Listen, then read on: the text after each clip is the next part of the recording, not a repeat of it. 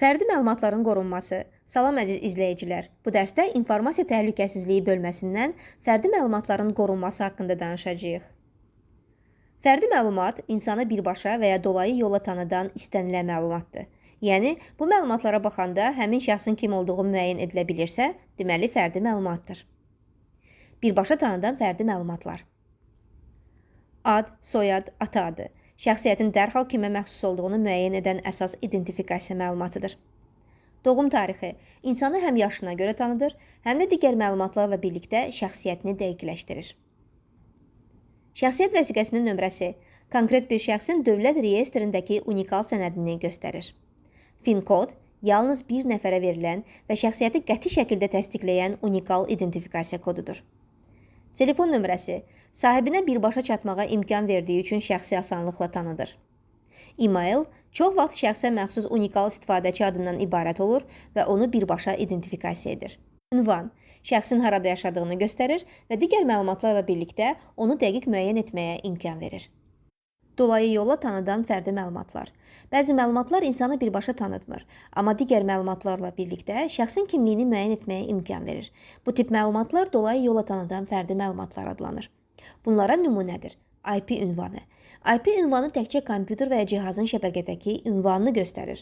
Bu ünvanın öz-özlüyündə şəxsi dəqiq müəyyən etməsi çətindir. Amma provayder məlumatları, vaxt, yer və digər texniki qeydlərlə birlikdə kimin internetə qoşulduğunu müəyyən etmək mümkündür. Sosial şəbəkə profili haqqında məlumatlar.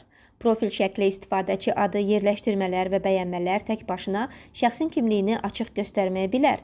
Lakin bu məlumatlar davranış nümunəsi, dost siyahısı və paylaşılan məlumatlarla birlikdə şəxsin real kimliyini müəyyən etməyə imkan verir. Müştəri kodu, ID, hesab nömrəsi və s. Bir şirkət və ya xidmət istifadəçiyə daxili ID verir.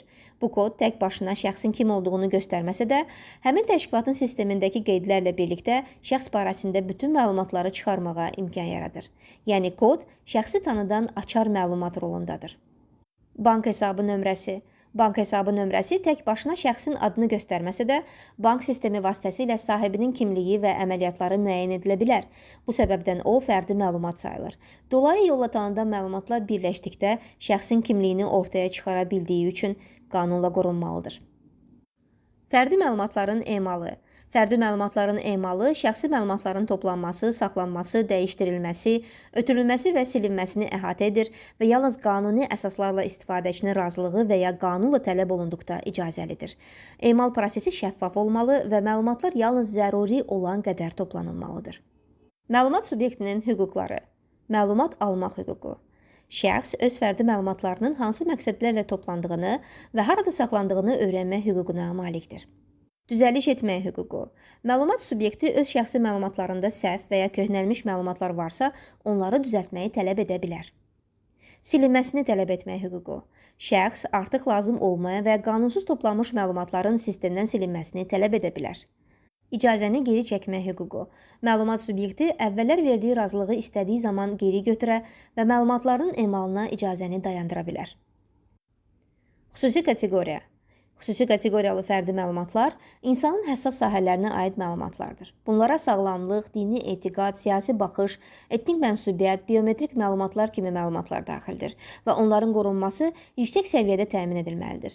Bu məlumatların icazəsiz emalı şəxsin məxfiliyinə və hüquqlarına ciddi zərər verə biləcəyindən qanunla əlavə qorunur. İndi isə mövzuya aid 3 test nümunəsinə baxaq.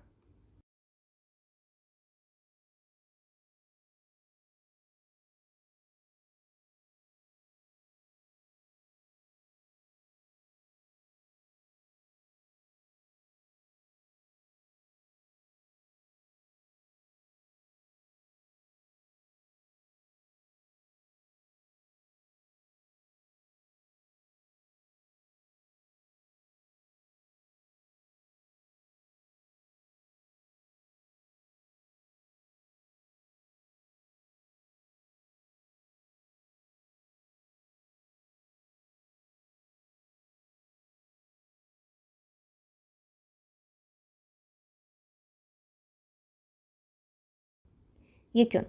Fərdi məlumatlar insanı birbaşa və ya dolayı yolla tanıdan məlumatlardır və yalnız qanuni əsaslarla toplanıb emal edilə bilər. Məlumat subyekti öz məlumatları üzərində geniş hüquqlara malikdir. Razılıq vermək, düzəliş etmək, silinməsini tələb etmək və icazəni geri çəkmək kimi hüquqlara. Bu hüquqlar şəxsin məxfiliyini və təhlükəsizliyini qoruyur. Bugünlük bu qədər. Ümid edirəm dərs sizə fərdi məlumatların qorunması mövzusunu daha yaxşı anlamağa kömək etdi. Sağ olun, yeni dərsdə görüşənədək.